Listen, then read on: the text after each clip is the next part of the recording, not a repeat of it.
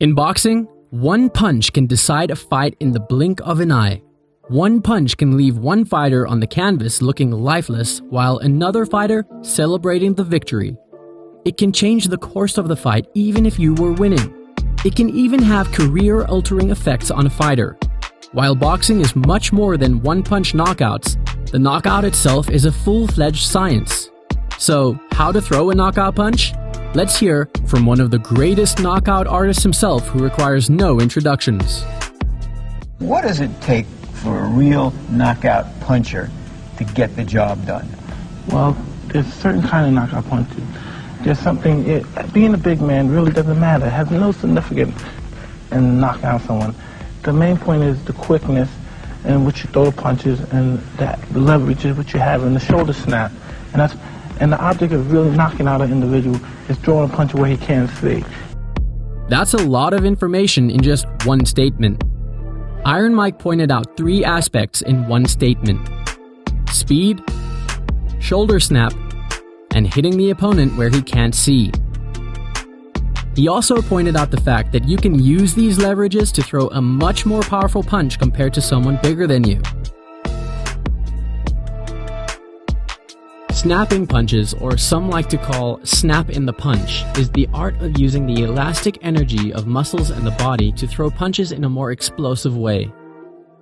A simple example could be a catapult, which uses elastic energy by pulling the catapult back and using the tension that is built up in the elastic. Then all you have to do is let it go towards the right direction. Archery's bow and arrow is another example.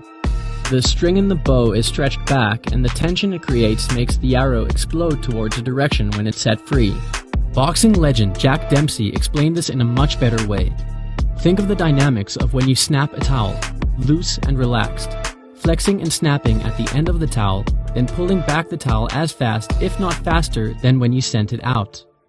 Boxing punches can be thrown in a similar way, although no one expects to add snap in the punches at the amateur level.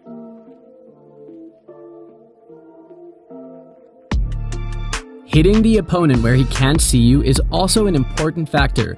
It's a well-known fact that the knockout punches are the ones you never saw coming. Tyson caught with the right up with the shot. This here again by Ducky. Yeah, trying to get the angle is Tyson. Use that right foot and pivot. Swing around on your opponent's side and then crash. Oh, he got a right uppercut. Another right uppercut. And down goes Mathis.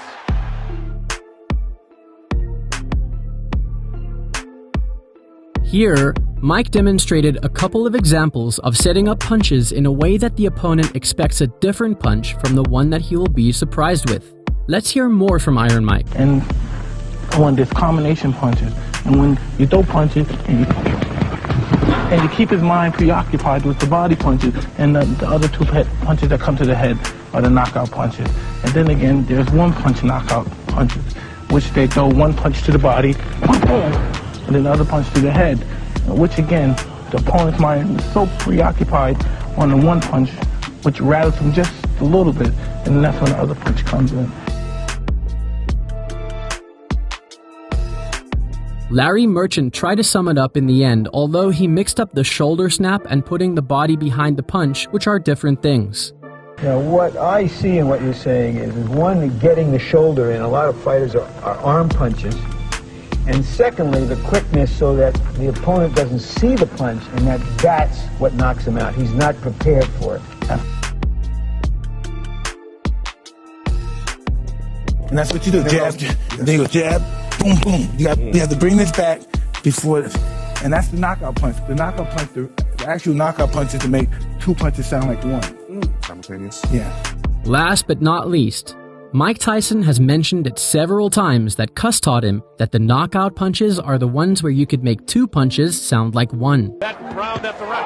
Oh, a big right hand. This can be best seen in his fight against Larry Holmes, where a simple 1-2 or jab right hand combination was so quick that it almost sounded like one punch. Let's sum up everything. Quickness. Shoulder snap.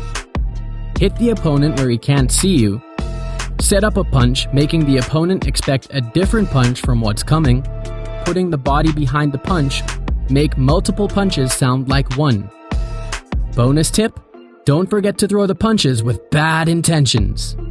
All these aspects requires months and years of training before being able to apply, let alone combining all these aspects together and delivering something close to perfect.